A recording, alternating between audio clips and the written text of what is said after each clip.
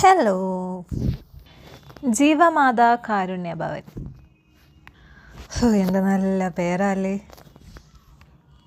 പക്ഷേ അതിൻ്റെ അകത്തിരിക്കുന്ന ആൾക്കാരുടെ കയ്യിലിരിപ്പാണ് കൊള്ളാത്തത്. കുറച്ച് ദിവസമായിട്ട് സോഷ്യൽ മീഡിയയിൽ നിറഞ്ഞു നിൽക്കുവാണ് ഈ ഒരു കാരുണ്യ ഭവൻ.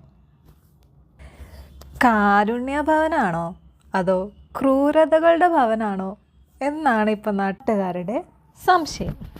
അവസാനം അതിനുള്ള ഉത്തരവും അവർ തന്നെ കണ്ടെത്തി. കാരുണ്യ ഭവൻ എന്ന് പറയുന്നതിന് പകരം ക്രൂരതകളുടെ ഭവൻ എന്ന് പറയുന്നത് തന്നെയാണ് ശരി. അവരവിടെ കാണിച്ച ക്രൂരതകൾ കേൾക്കുമ്പോൾ ഇവരൊരു സ്ത്രീയാണോ എന്നുപോലെ നമ്മൾ സംശയിച്ചു പോകും. മനസാക്ഷിയുള്ള ഒരാൾക്കും ചെയ്യാൻ പറ്റാത്ത പല കാര്യങ്ങളും ഇത്രയും നാളുകൊണ്ട് ഇവർ ഈ കാരുണ്യ ഭവനത്തിൻ്റെ മറവിൽ ചെയ്തുകൊണ്ടിരുന്നു. അവിടെയുള്ള കുട്ടികൾക്കും അമ്മമാർക്കും ഭക്ഷണം കൊടുക്കാതിരിക്കുക, ഉടുക്കാനുള്ള ഡ്രസ്സ് കൊടുക്കാതിരിക്കുക, അഴുകിയതും പൊളിച്ചതുമായ ഭക്ഷണ സാധനങ്ങൾ വിതരണം ചെയ്യുക, പെൺകുട്ടികളുടെ പ്രൈവറ്റ് പാർട്ടിൽ മുളക് പൊടി തേക്കുക. എന്ത് നല്ല കാരുണ്യ പ്രവർത്തനമല്ലേ അവരവിടെ ചെയ്യുന്നത്. ഇതിനൊക്കെ സപ്പോർട്ട് ചെയ്യാൻ കുറേ രാഷ്ട്രീയക്കാരും ഉന്നത പിടിപാടുള്ള ആൾക്കാരും കൊള്ളാം.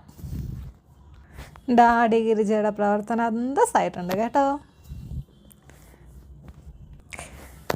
പാവങ്ങൾക്ക് വേണ്ടിയാണെന്ന് പറഞ്ഞ് ഓരോ സ്ഥാപനം അങ്ങ് തുടങ്ങി വെക്കുക, എന്നിട്ട് സ്വന്തം പോക്കറ്റ് അങ്ങ് നിറയ്ക്കുക.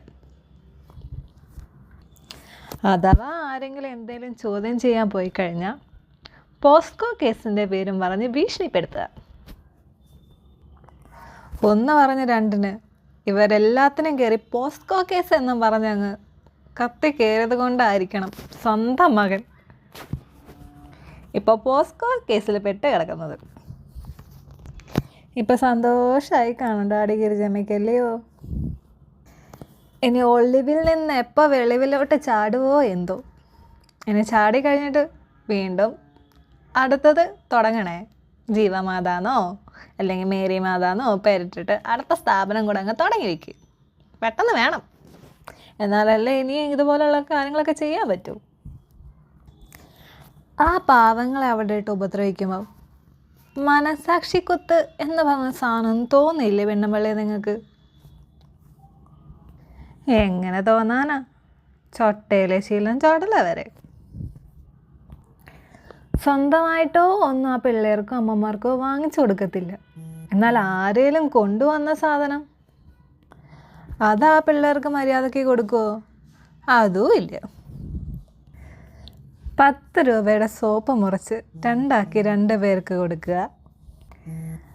ആരെങ്കിലും ഡൊണേഷനായിട്ട് കൊടുത്ത ഡ്രസ്സും മറ്റു കാര്യങ്ങളൊക്കെ പിടിച്ച് വാങ്ങി എവിടെയെങ്കിലും കൊണ്ട് വയ്ക്കുക. 1 രൂപയുടെ ഷാമ്പു മുറിച്ച് 2 പേർക്ക് കൊടുക്കുക. ഇതിലും വലിയ എച്ചിത്തരൊക്കെ ഇനി എവിടെ കിടക്കുന്നുണ്ടോ എന്തോ. സമ്മതിക്കണം, അവാർഡ് തരണം, അവാർഡ്. എന്തായാലും നിങ്ങളുടെ പിടിയിൽ നിന്ന് അവിടുത്തെ കുട്ടികളൊക്കെ രക്ഷപ്പെട്ടല്ലോ, സന്തോഷം. ഇനി കുറച്ച് അമ്മമാരും കൂടെ ഉണ്ടല്ലോ, അവരും കൂടെ രക്ഷപ്പെട്ട് കഴിഞ്ഞാൽ അതിലും വലിയ സന്തോഷം. ഈ ചെയ്ത് കൂട്ടിയതിനൊക്കെ നിങ്ങളെ ഇവിടെ തന്നെ കിടന്നനുഭവിക്കും, അനുഭവിച്ചിട്ടേ പോവും അങ്ങ് മുകളിലോട്ട്. അത്രയും കുട്ടികളുടെ അമ്മമാരുടെയും കണ്ണുനീരിൻ്റെ ശാപം ഉണ്ടല്ലോ, അത് നിങ്ങളുടെ ഈ തലയ്ക്ക് മുകളിൽ വന്ന് നിൽക്കുമ്പോൾ അനുഭവിച്ചല്ലേ പറ്റൂ, അനുഭവിക്കണം. ശരി എന്നാൽ.